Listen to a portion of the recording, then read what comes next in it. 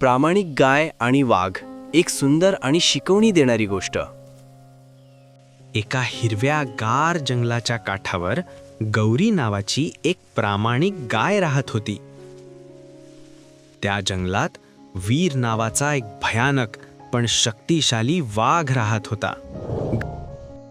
आज तू माझं जेवण आहेस. मला एक छोटी विनंती करायची आहे. मी वासराला दूध पाजून येते. तू पळून जाशील. मी नक्की परत येईन. ठीक आहे, परंतु लवकर परत या. गौरी घरी जाऊन आपल्या छोट्या वासराला प्रेमाने दूध पाजते. मला जावं लागेल, पण मी परत येईन. आपलं वचन पाळण्यासाठी ती पुन्हा वाघाकडे परत येते. तू खरंच आलीस? हो, वचन दिलं होतं.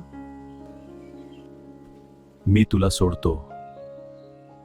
तू खरंच प्रामाणिक आहेस. गौरीच्या प्रामाणिकपणामुळे वाघाचं मन बदलतं आणि दोघे मित्र होतात. मुलांनो, प्रामाणिकपणा आणि वचन पाळणं नेहमी जिंकतं.